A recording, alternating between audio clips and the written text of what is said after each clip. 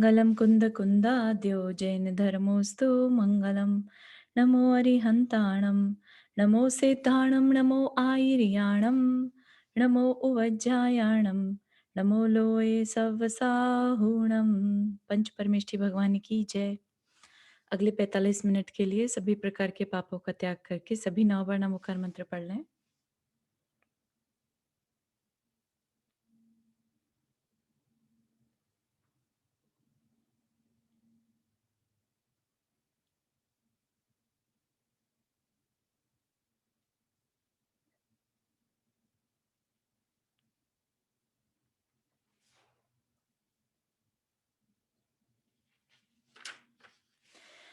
ठीक है, तो हम एक कहानी सुन रहे थे, है ना। संजयंत और जयंत नाम ये कह लीजिए कि मेरू और मंदर नाम के दो गणधर विमल वाहन भगवान के तीर्थंकर काल में दो उनके जो मेन जो गणधर थे मेरू और मंदर, उनकी कहानी हमने शुरू की थी।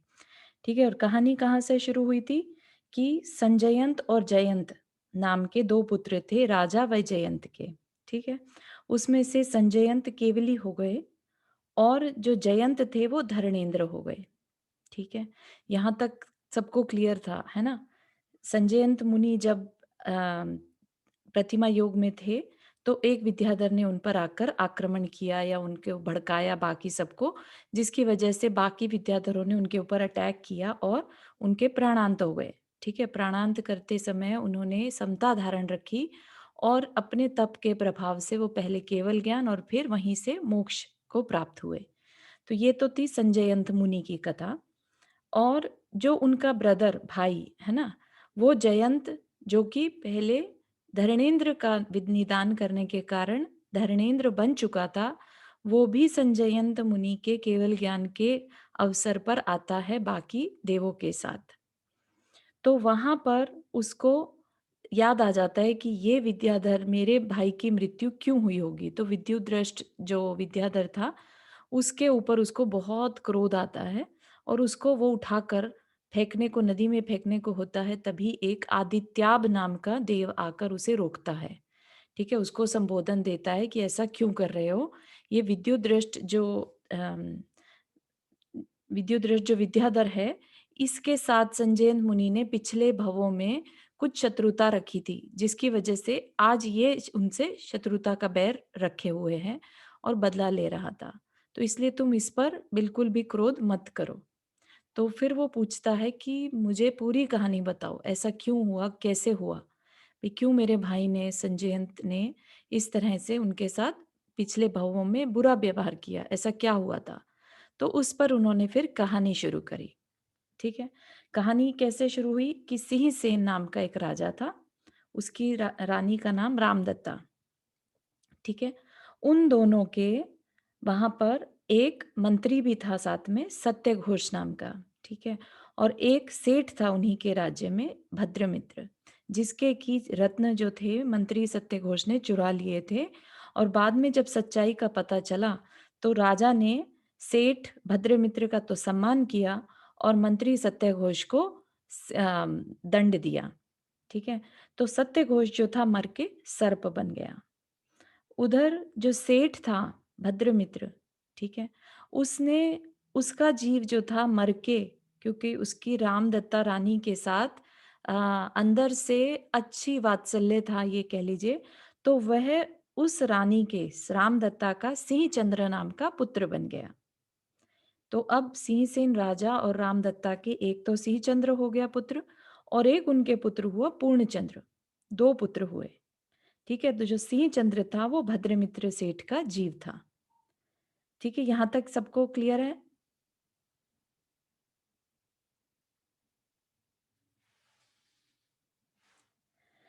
ठीक है, उसके बाद क्या हुआ कि जो सत्यघोष का जीव सर्प बन गया था, उसने राजा सिंहसेन को काट लिया।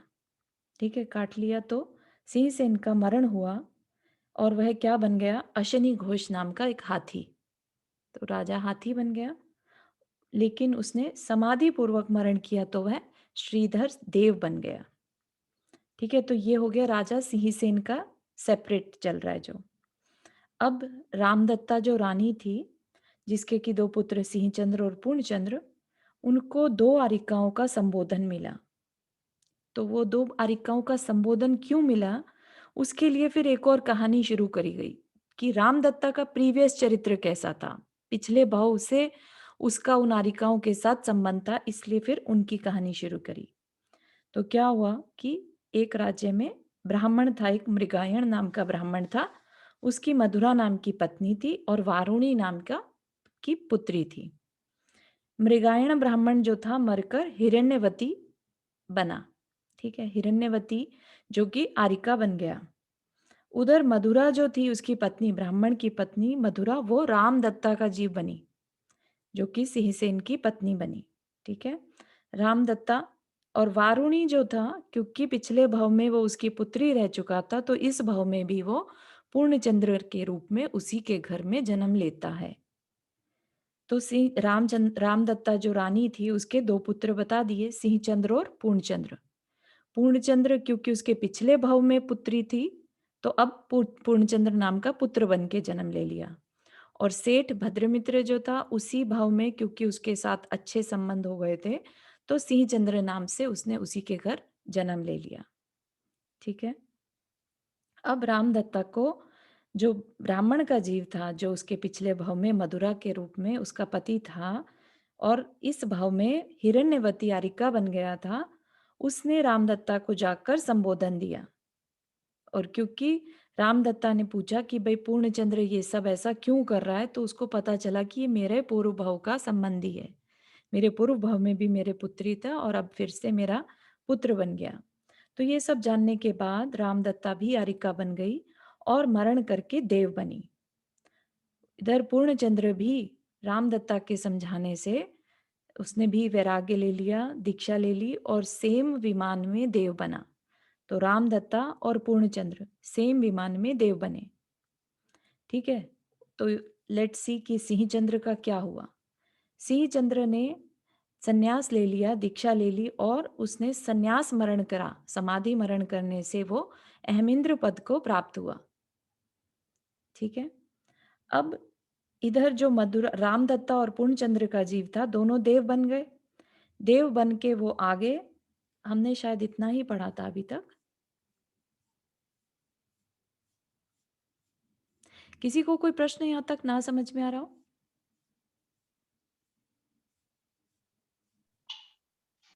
जी नहीं, आगे का स्टार्ट कर सकते हैं। हम्म।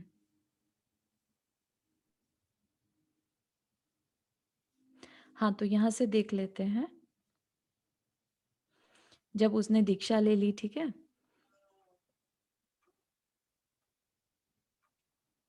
हाँ, ये हमने देख लिया था। राजा सिंह से अश्नी घोष राजा हाथी हुआ था और कठोर तपस्या करी जिसके कारण की, और हाथी को किसने डस लिया फिर से वहां पर?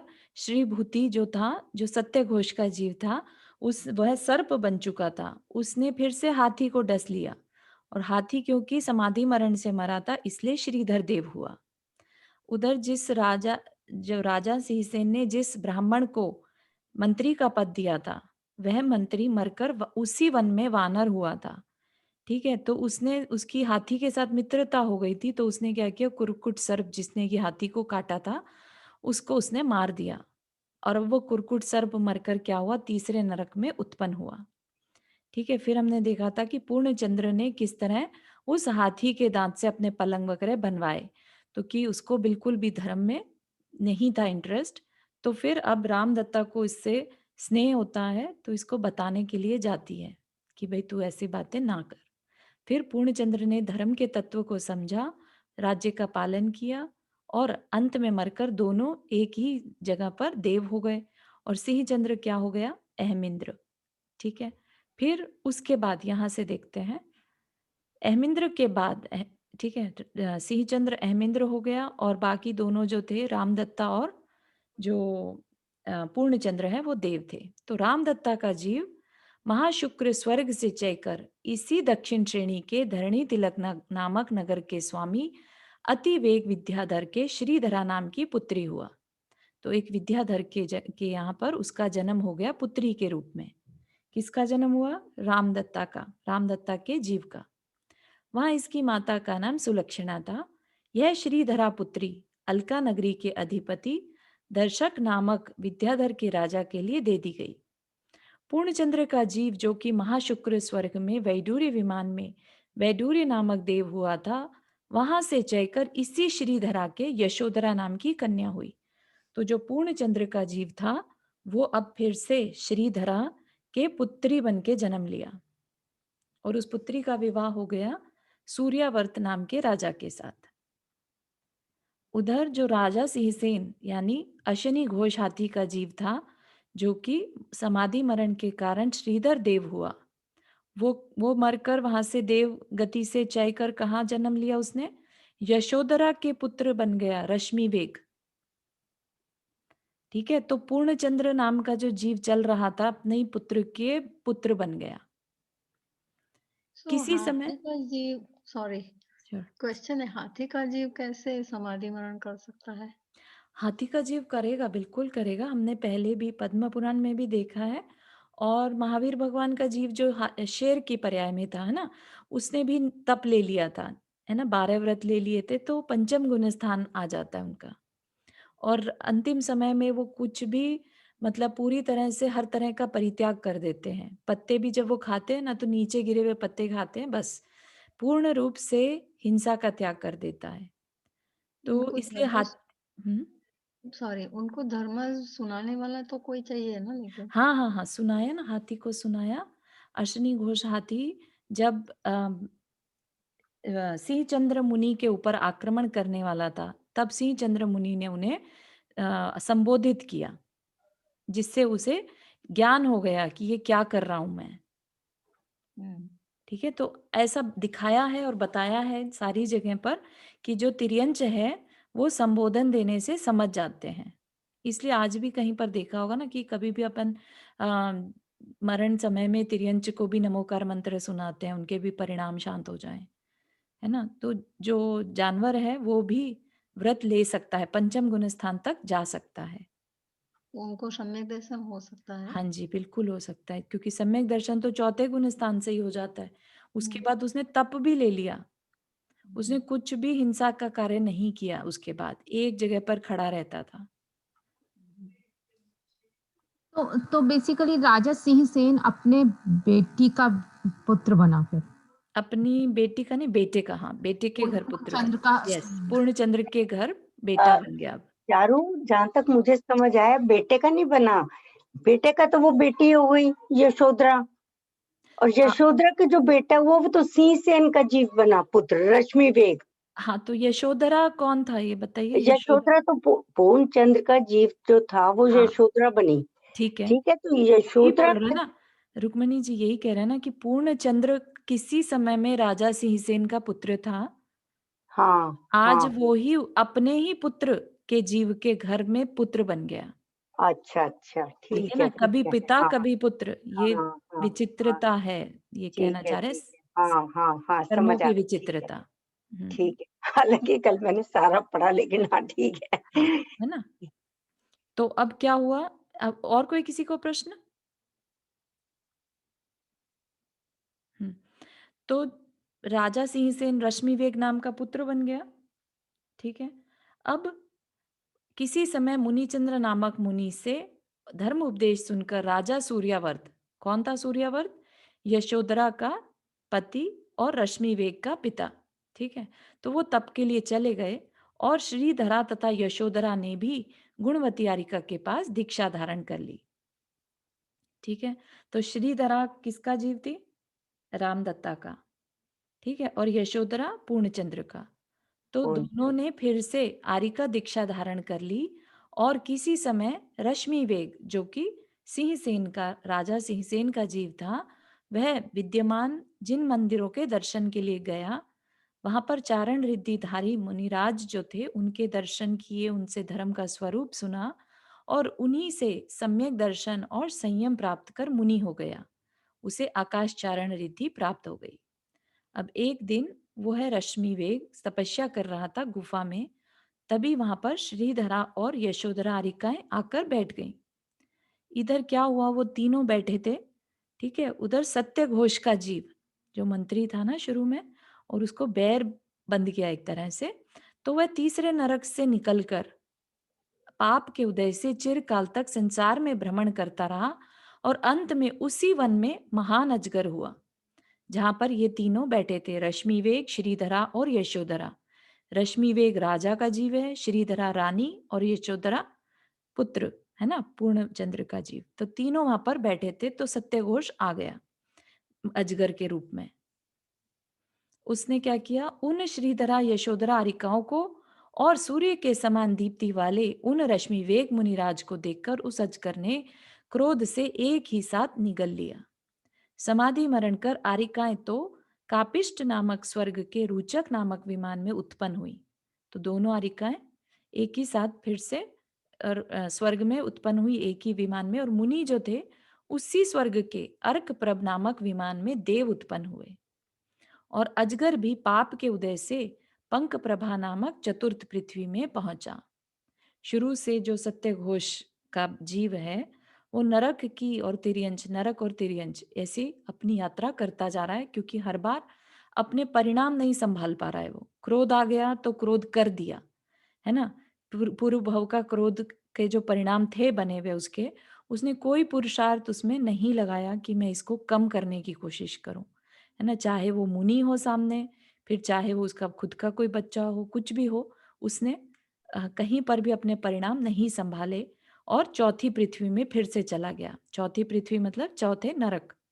चारू ये भी कर्मों के ही चक्कर कहेंगे, नहीं तो कर्मों का चक्कर अच्छा होता तो शायद वो पुण्य में लग जाता, या नहीं? नहीं, नहीं कह सकते ऐसे रुक्मणी जी, क्योंकि अगर ऐसी बात कहेंगे ना कि कर्मों का है सब, तो सब हाथ पे हाथ रख के बैठेंगे, राइट। पाप कर्म के उदय में भी पुरुषार्थ को नहीं छोड़ना। हाँ, पाप वही कर्म मतलब। में कषाय का उदय होगा, मन हाँ। करेगा कि किसी को गाली दे दो, मन करेगा किसी पे क्रोध करो, राइट। लेकिन पुरुषार्थ वहां पर यही है कि हम अपने परिणाम संभाले रहें, हम्म। चाहे थोड़ी मात्रा में। हम ये नहीं कह रहे 100% आप क्रोध को रोक लीजिए। अगर आपने 20% भी क्रोध को कम किया किसी भी प्रकार से, ये इनके इन प्रकार 20% भी, तो आपका जो अगला बंधेगा कर्म, वो पहले बंधने वाले कर्म से 20% कम बंधेगा, उसकी इंटेंसिटी कम हो जाएगी। इस तरीके से आप उस चक्र से बाहर आ पाएंगे।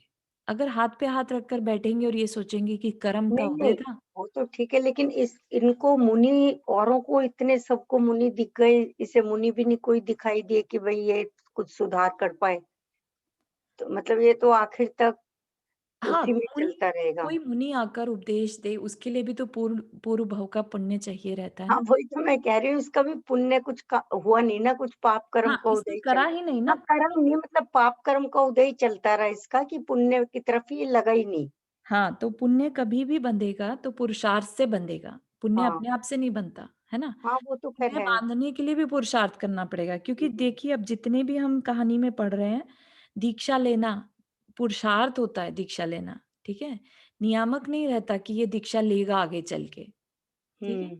तो उन्होंने अपने जीव का कल्याण करने के लिए पुरुषार्थ किया, बाकी सबने। इसने पुरुषार्थ नहीं किया, तो ये भी हमें सीखना है कि अगर पुरुषार्थ नहीं किया तो नरक तिर्यंच इसी में घूमते रह जाएंगे। हाँ। मुश्किल से बन के एक नारनी। जगह पर भील का हाँ। पुत्र भी बनेगा, अभी आगे बताएंगे। भील का हम्म। पुत्र भी बनेगा, लेकिन फिर से मुनि फिर से पर वही। आक्रमण कर देगा, फिर से हम्म। नरक चला जाएगा, वही। ठीक है ना। तो हम्म। ऐसा नहीं है कि उसको चांस नहीं मिला, मनुष्य भी बना तो भील के घर। हाँ हाँ, हाँ, बस सपना यही। जी, आप अनम्यूट म्यूट पे हैं। है। तो इसका मतलब यहाँ पर हम ये कह रहे हैं कि अगर जैसे अगर कोई चाहे, किसी की डेस्टिनी में कोई चीज नहीं है, लेकिन अगर वो पुरुषार्थ करे तो वो बन सकता है। बिल्कुल बन सकता है, बहुत सही समझा कि डेस्टिनी अपने हाथ में है एक्चुअली।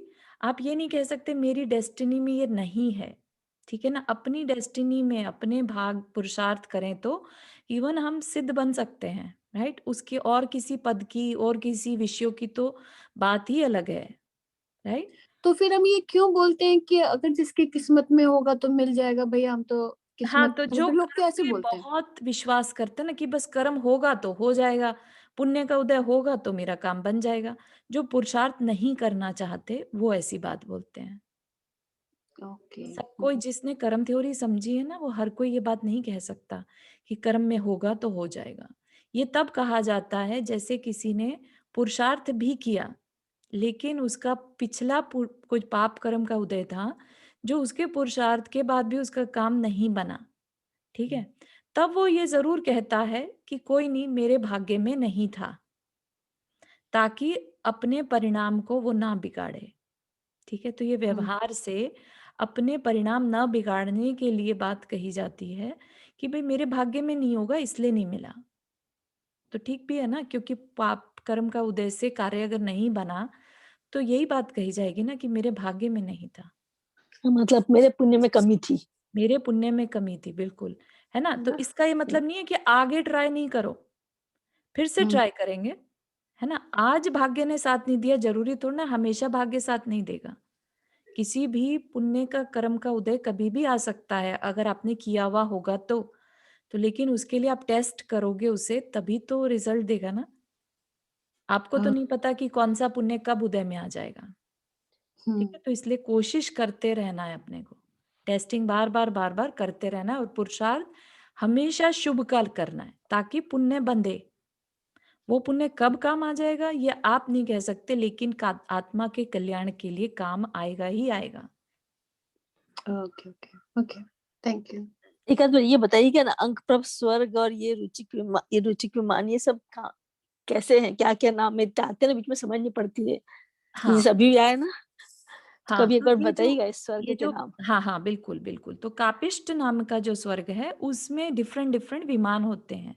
विमान मतलब अच्छा। जैसे कह लीजिए कि महल है ना, अलग अलग महल है। हाँ ठीक है, हाँ। तो हर देव का एक महल है वहां पर, तो अच्छा। उसके महलों के नाम है ये। ठीक है, तो ये रुचक नाम के विमान में उत्पन्न हुई, और मुनि जो थे उसी स्वर्ग में अर्कप्रभ नाम के विमान में उत्पन्न हुए। हाँ, वो यही पढ़ के बोली, यही लाइन पढ़ के। हम्म ठीक है। ठीक है, अब अजगर हाँ, जो था वो 34 नरक में पहुंच गया। तो यहां तक सबको क्लियर है? चलता जा रहा है कहानी अभी तक, है ना, और अभी और चलेगी।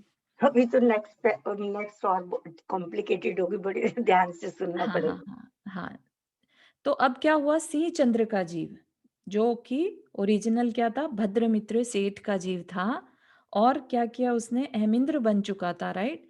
तो वो वहां से चयकर, जब उसकी अहमिंद्र की आयु पूरी हुई, तब इसी जम्बूद्वीप के चक्रपुर नगर के स्वामी राजा अपराजित और उनकी सुंदरी नाम की रानी के चक्रायुध नाम का पुत्र हुआ। सिंह चंद्र का जीव यानी सेठ भद्रमित्र का जीव। उसके कुछ समय बाद रश्मि वेग का जीव भी स्वर्ग से च्युत होकर इसी अपराजित राजा की दूसरी रानी चित्रमाला के वज्रायुध नाम का पुत्र हुआ। तो सारे संबंध पुराने से चलते आ रहे हैं, राइट। रश्मि वेग किसका जीव था?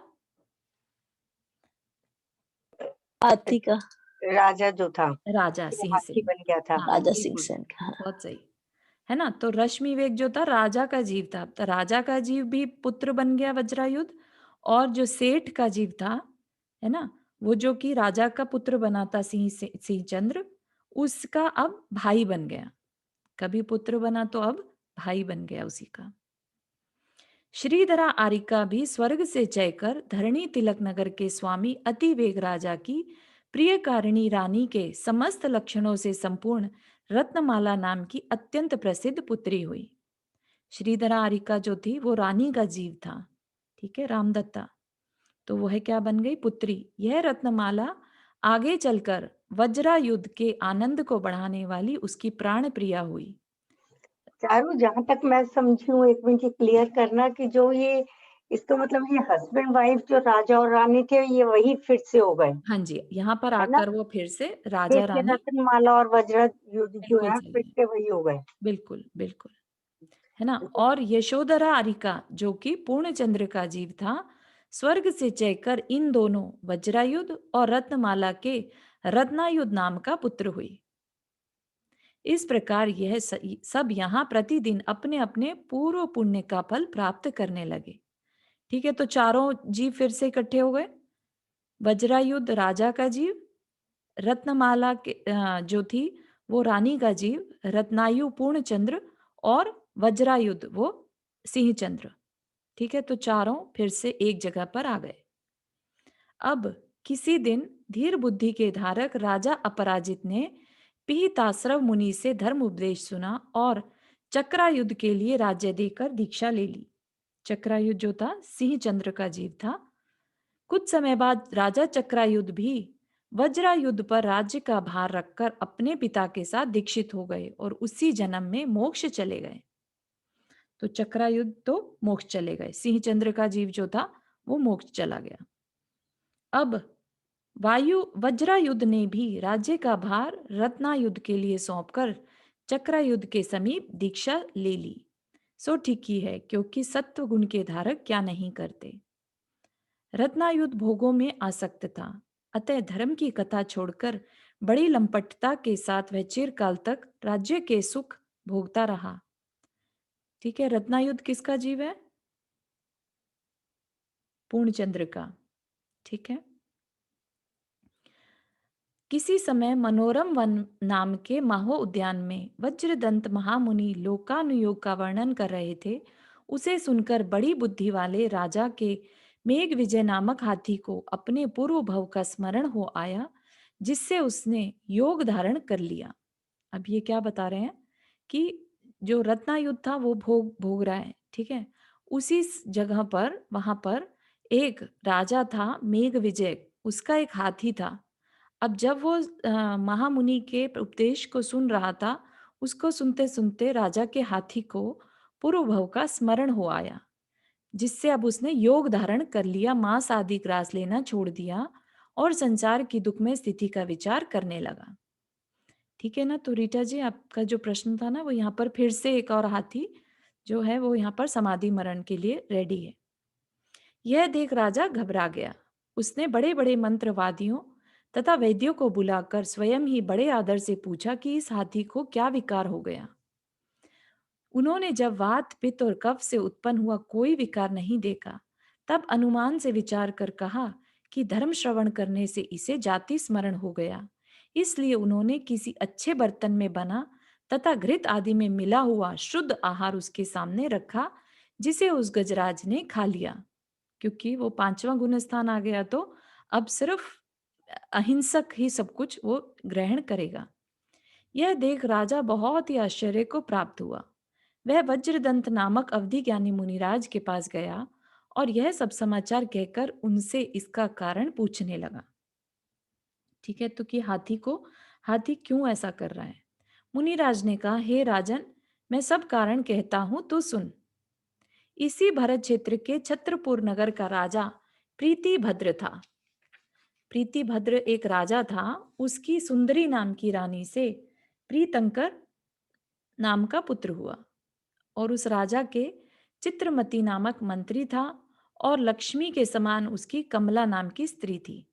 तो एक राजा, एक रानी, एक मंत्री और उसकी पत्नी। उस मंत्री के विचित्रमती नाम का पुत्र हुआ।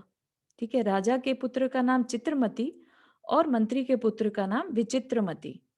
एक दिन राजा और मंत्री दोनों के पुत्रों ने धर्मरुचि नाम के मुनिराज से धर्म का उपदेश सुना और उसी समय भोगों से उदास होकर दोनों ने तप धारण कर लिया।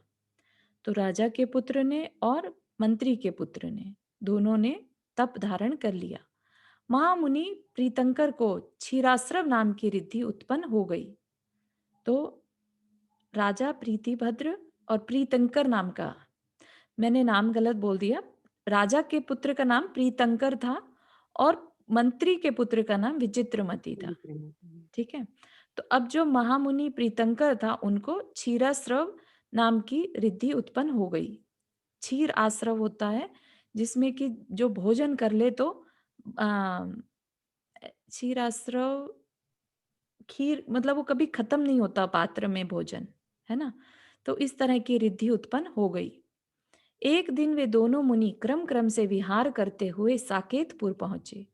उसमें से जो मंत्री पुत्र विचित्रमती था, वह मुनि उपास का नियम लेकर नगर के बाहर रह गए और राजपुत्र प्रीतंकर मुनिचर्या के लिए नगर में गए।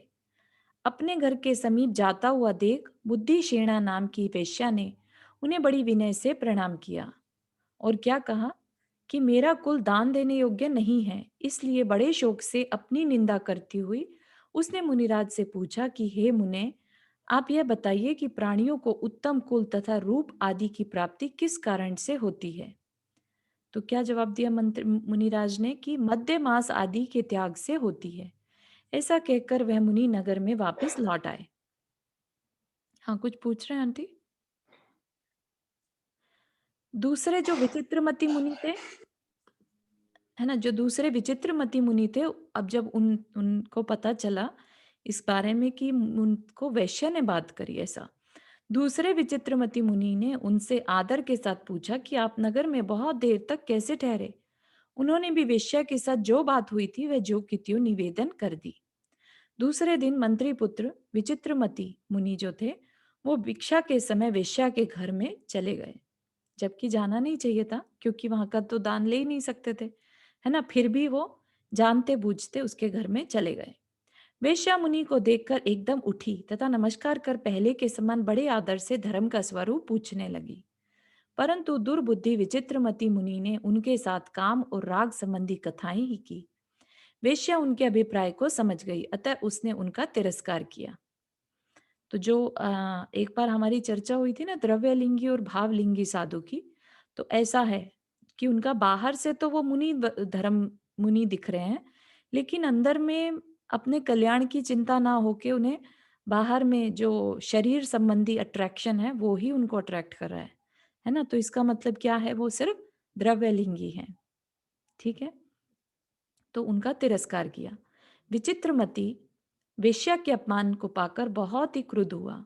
उसने मुनिपना छोड़ दिया और राजा की नौकरी कर ली। वहां पाक शास्त्र के कहे अनुसार बनाए हुए मांस से उसने उस नगर के स्वामी राजा गंधमित्र को अपने वश कर लिया और इस उपाय से उस बुद्धिशेना को अपने अधीन कर लिया। तो मतलब कि बुद्धिशेना नाम की जो वेश्या थी उनके दिमाग में इतनी बैठ गई कि उन्होंने मुनिपना भी छोड़ दिया। और कैसे, येन किन प्रकारेण उन्होंने बुद्धिशेना जो वेश्या थी उसको अपने वश में कर लिया।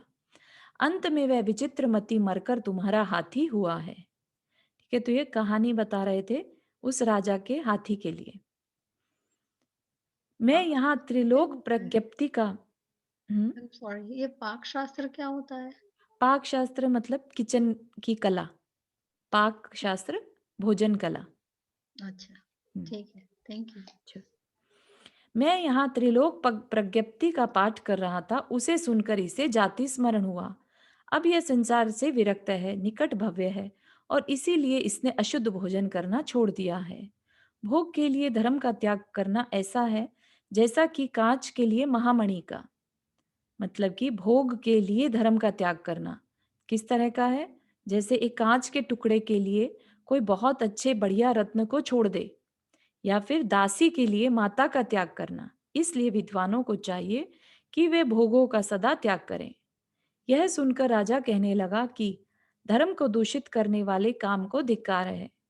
वास्तव में धर्म ही परम मित्र है, ऐसा कहकर वह धर्म में तत्पर हो गया। उसने उसी समय अपना राज्य पुत्र के लिए दे दिया और माता के साथ संयम धारण कर लिया। तपश्चरण कर मरा और आयु के अंत में 16वें स्वर्ग में देव हुआ। तो ये जो कहानी थी वो उस राजा की थी। अब आगे देखते हैं फिर सत्यघोष का जो जीव है, जो कि चौथे नरक में गया था। अजगर के रूप में उसने मुनिराज को खा लिया था, अरिका और मुनिराज को, जिसकी वजह से चौथे नरक में गया। वहां से निकलकर चिरकाल तक नाना योनियों में भ्रमण करता हुआ अनेक दुख भोगता रहा। एक बार वह पूर्वकृत पाप के उदय से इसी छत्रपुर नगर में दारुण नामक व्याध की मंगी नामक स्त्री से अति दारुण नाम का पुत्र हुआ। व्याध होता है एक तरह से भील टाइप के, जो शिकारी होते हैं ना उनके। उस किसी एक दिन प्रियंगु खंड नाम के वन में वज्रायुध मुनि, है ना, जो हमने पढ़ा था ना वज्रायुध, वज्रायुध मुनि प्रतिमा योग धारण कर विराजमान थे। वज्रायुध किसका जीव था? राजा सिंहसेन का। ठीक है, तो वो जब राजा सिंहसेन वाला जीव वज्रायुध मुनि बने हुए प्रतिमा योग धारण करके विराजमान थे, उन्हें उस दुष्ट भील के लड़के ने परलोक भेज दिया, यानी मार डाला। तीक्ष्ण बुद्धि के धारक वे मुनि व्याध के द्वारा किया हुआ तीव्र उपसर्ग सहकर धर्म ध्यान से सर्वार सिद्धि को प्राप्त हुए और अति दारुण नाम का व्याध मुनि हत्या के पाप से 7वें नरक में उत्पन्न हुआ। ठीक है, सो फार सही है ना। पूर्व घातकी खंड के पश्चिम विदय क्षेत्र में गंदेल नाम का देश है, उसमें अयोध्या नगर में अरिहत दास रहते थे। अब जो है, अब आगे चले, है ना। अब आगे कहाँ चले, श्रीधरा जो कि रत्नमाला बनी थी, है ना, रत्नमाला आरिका बन गई थी और श्रीधरा भी आरिका बन गई थी। रत्नमाला और श्रीधरा जो आरिका बनी थी, उनके जीव का क्या हुआ वो बता रहे हैं। तो रत्नमाला का जीव उन दोनों के वीत भय नाम का पुत्र हुआ। ठीक है, तो ये किसका जीव है, रामदत्ता रानी का, तब से चलता आ रहा है। और अब क्या बन गया, वीत भय नाम का पुत्र। और उसी राजा की दूसरी रानी के जिन दत्ता के रत्नायुध का जीव विभीषण नाम का पुत्र हुआ। वो किसका जीव है, पूर्णचंद्र का। वे दोनों ही पुत्र बलभद्र और नारायण थे और दीर्घ काल तक विभाग किए बिना ही राजलक्ष्मी का यथायुग उपभोग करते रहे। तो कहाँ तक पहुंच गए वो, वहां से देवगति से चय कर वो दोनों क्या बने, बलभद्र और नारायण, घातकी खंड के। ठीक है, भरत चित्र के नहीं, घातकी खंड के। अंत में नारायण तो नरक आयु का बंध कर शर्करा प्रभा में गया और बलभद्र, बलभद्र का जीव जो था, रानी का जीव, अंतिम समय दीक्षा लेकर लांतव स्वर्ग में उत्पन्न हुआ। अब कहते हैं कि मैं वही आदित्याब नाम का देव हूं। ठीक है, समझ में आ रहा है, आदित्याब नाम का देव हूं। और जो धर्णेंद्र का जीव है वो किसका जीव है, वो पूर्णचंद्र का जीव है। अब यहाँ पर आकर कहानी के डॉट्स कनेक्ट हो रहे हैं। ठीक है, जो आदित्याब उस पूर्णचंद्र के जीव को, यानी जयंत मुनि है ना, धर्णेंद्र जो बन गए थे, उनको रोक रहा है। तो वो कह रहे हैं कि मैं वही आदित्याब नाम का देव हूं। मैंने स्नेहवश दूसरे नरक में जाकर वहां रहने वाले विभीषण को संबोधा था, पूर्णचंद्र के जीव को संबोधा था। वह प्रतिबोध को प्राप्त हुआ और वहां से निकलकर इसी जम्बूद्वीप के एरावत क्षेत्र की अयोध्या नगरी के राजा श्री वर्मा की सुसीमा देवी के श्रीधर्मा नाम का पुत्र हुआ। ठीक है, तो जो नारायण का जीव था वो नरक गया और फिर अब श्रीधर्मा नाम का पुत्र हुआ। और मतलब यंग होने पर अनंत नामक मुनिराज से संयम ग्रहण कर ब्रह्म स्वर्ग में 8 दिव्य गुणों से विभूषित देव हुआ। अभी भी उसकी यात्रा खत्म नहीं हुई, तो श्री धर्मा का देव जीव जो था वो देव बन गया। और वज्रायुध का जीव, वज्रायुध कौन था, वज्रायुध सिंहसेन राजा का जीव जो था वो सरवार सिद्धि में अहमेंद्र हुआ और वहां से आकर संजयंत हुआ। ठीक है, जो शुरू में जो 2 मुनि बताए थे ना, संजयंत और जयंत, तो जो राजा का जीव है वो संजयंत हुआ और श्रीधर्मा का जीव जो कि पूर्णचंद्र का जीव था, ब्रह्म स्वर्ग से आकर तू जयंत हुआ और निदान बांधकर मोह कर्म के उदय से धरणेंद्र हुआ। क्लियर हो गई सारी कहानी, है ना। तो अब जो राजा का जीव है वह देव बना, वज्रायुध और संजयंत, संजयंत मुनि केवली बनकर मोक्ष जा चुके, तो राजा ने अपना कल्याण कर लिया। ठीक है, अब कौन रह गए, रानी रह गई। रानी कौन है, आदित्याब देव। ठीक है, आदित्याब देव है और पूर्णचंद्र का जीव जो है जयंत मुनि बनने के बाद धर्णेंद्र। ठीक है, तो यहां तक हम पहुंचे हैं। सेठ भद्रमित्र का जीव ऑलरेडी मोक्ष जा चुका है और सत्य घोष का जीव जो है वो 7वें नरक में है।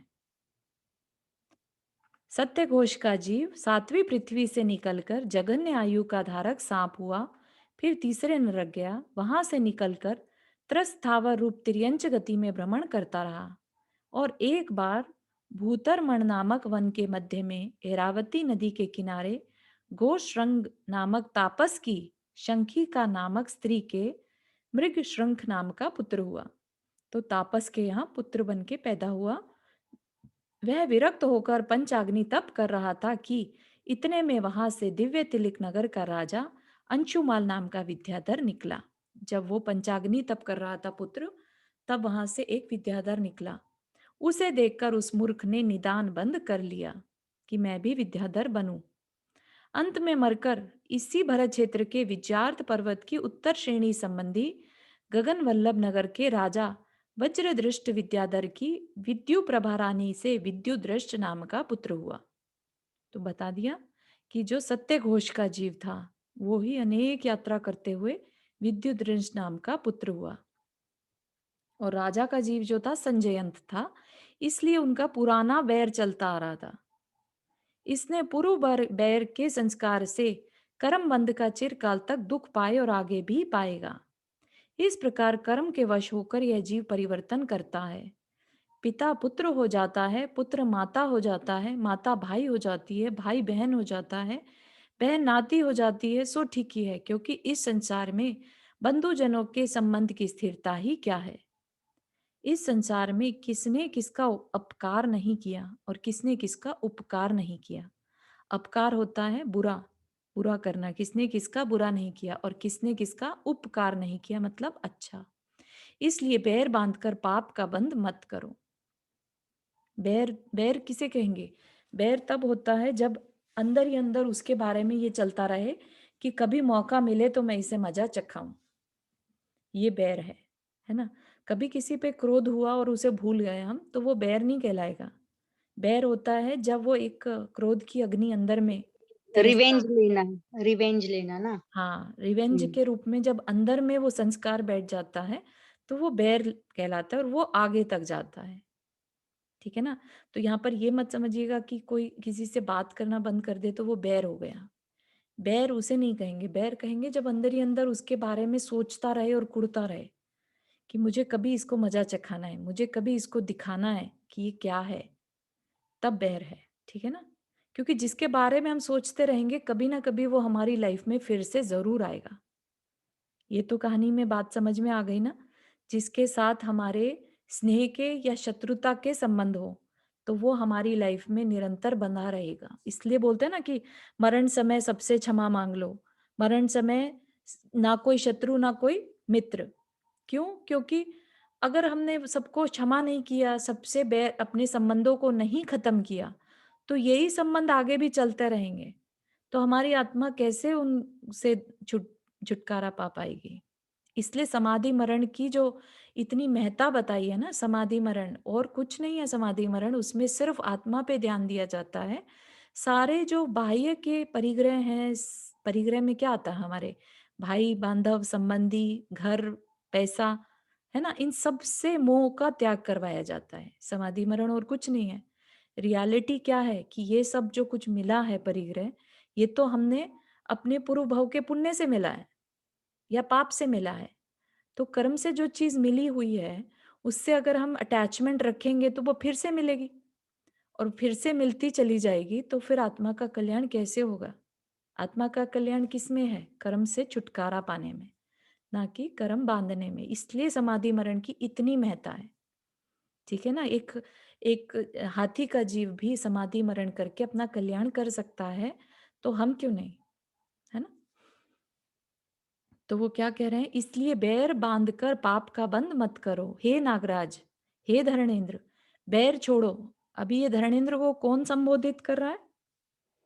जो रानी का जीव है, आदित्याब देव, है ना, वो रानी का जीव है। वो फिर से अपने पुत्र के स्नेह के कारण, क्योंकि किसी टाइम पर वो इवन नरक में जाकर भी संबोधन देने गया धरणेन्द्र के जीव को।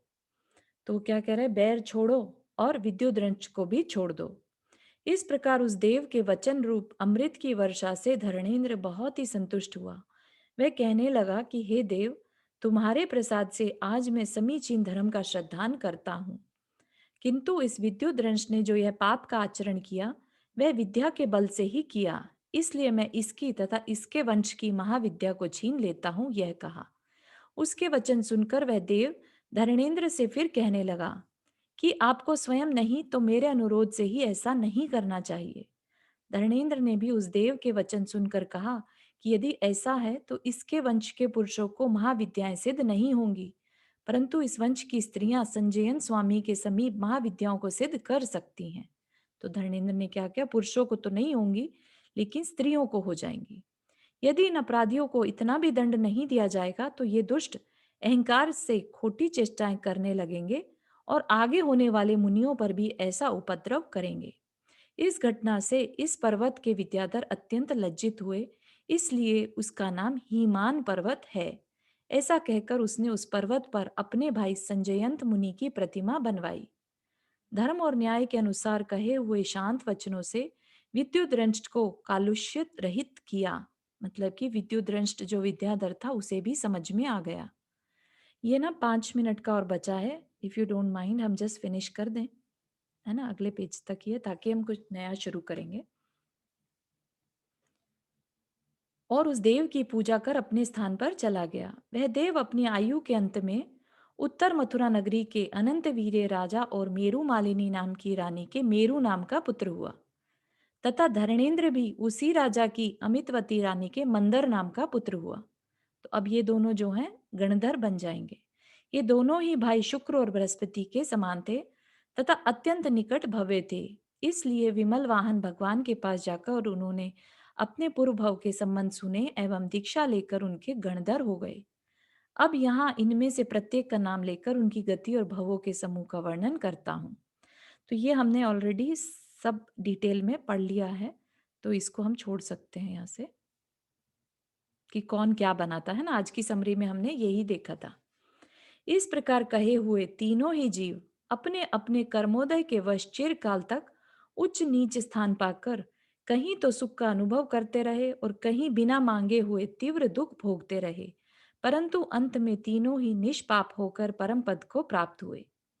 जिन महानुभाव ने हृदय में समता रस के विद्यमान रहने से दुष्ट विद्याधर के द्वारा किए हुए भयंकर उपसर्ग को यह किसी विरले ही भाग्यवान को प्राप्त होता है, इस प्रकार विचार कर बहुत अच्छा माना और अत्यंत निर्मल शुक्ल ध्यान को धारण कर शुद्धता प्राप्त की, वे कर्म मल रहित संजयंत स्वामी तुम सबकी रक्षा करें। ठीक है।